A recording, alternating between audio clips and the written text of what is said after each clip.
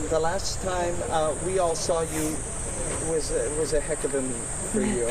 What's it been like since 2 world records and 5 world junior records? Since trials, I took a few days off, and then I tried to really refocus in on what my next goals were to be, because obviously going into that meet, I wasn't expecting to break those 2 world records, although it was a nice surprise. There's always room for improvement, and even in those races, I've kind of nitpicked things with me and my coach to things that I can improve on to improve my time. So you were able to enjoy a little bit of it? Yeah, for sure. It was a lot of fun. The last night I went over to my friend's house, and we all just kind of chilled together and kind of reconnected, because I don't see them a lot when I'm in Florida. So it was nice just to kind of celebrate the moment and kind of cherish these moments, as they don't come around too often. One of the things, Summer, when I talk to a lot of pro athletes, they talk about the training blocks, but that you live for the competition. Yeah. So when we get here, when we get within the few days of competition, is this where you really start to feel it? Yeah, for sure. I mean, we're about 9 days out, I think, now, and this is the time where I really start to focus in and kind of just be with the team and start race preparation every single day, and in training just focusing that extra little bit. But yeah, those big training blocks are definitely the longer part of the process, and you have to enjoy those parts as well, because it is obviously, that training is really, really hard. And then once you get to taper, it's a lot easier in the water, but mentally I think it becomes harder as you really try to focus in on your races and what's to come. 4 events. Finally got the news.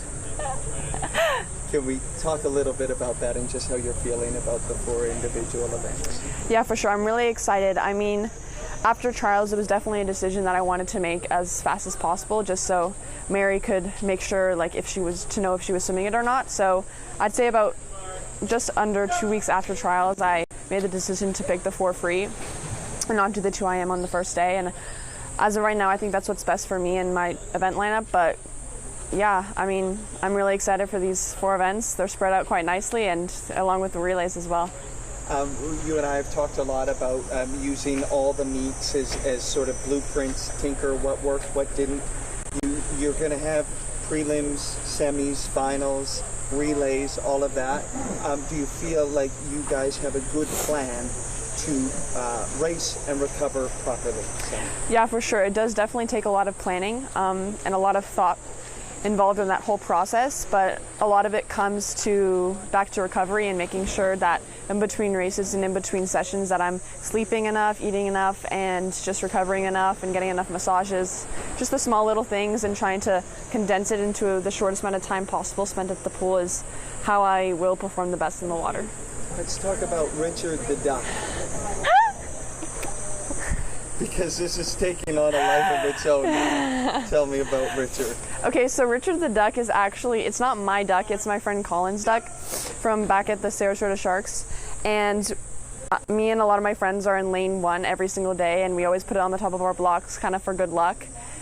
And I don't know, it just catched on and became a daily thing that we do. And I got the gold chain for it to make it a little bit more fashionable. And yeah, it's kind of just a running joke in the group, and it's just something that they kind of forced me to bring to Worlds just to have as a good luck charm. Will Richard be at the venue in Fukuoka? Yes, for sure. I mean, I'm not going to bring him behind the blocks or anything, but yeah, he'll definitely be in my mesh bag. Should we read into the gold bling at all?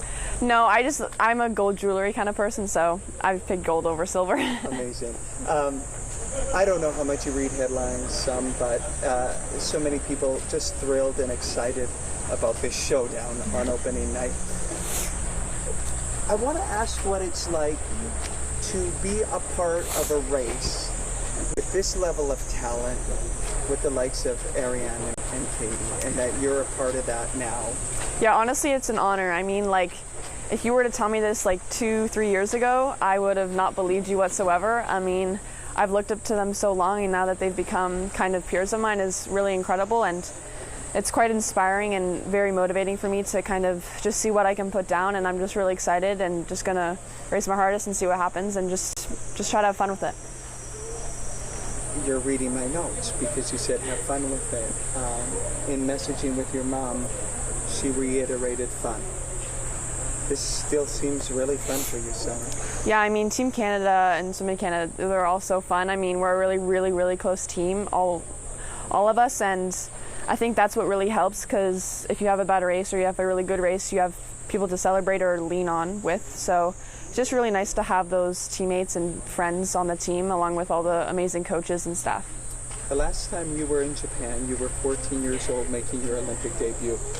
A lot has changed since then. How do you wrap your head around everything that's taken place over 2 short years, Summer? Yeah, definitely coming back here, I was a little bit reminiscent, because it does feel like I was just here, although it was over 2 years ago now, or around 2 years ago, and so much has changed. I mean, I've grown so much as a person in and outside of the pool, so that's something that I'm really proud of. But also, I just think it's kind of cool just to see how far I've come since then and how much more I can continue to grow. Pressure? I'm going to ask you again, because I talk about that story on the Sarasota beach. He didn't flinch. So I'll ask you again. Any pressure?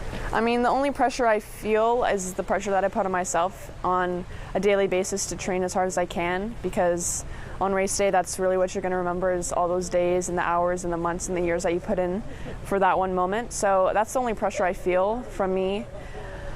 And other than that, I just think of it as support and people cheering me on, and yeah, it gets me hyped and excited for the races. Last question.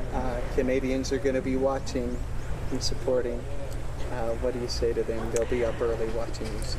Yes, with the time change, I mean, it's definitely a commitment to tune in, and honestly, I'm just so grateful for not only all my friends and family, but all my acquaintances and peers and people all over Canada cheering all of Swimming Canada on, and I know not just me, but all my teammates really appreciate it, and we can feel their support.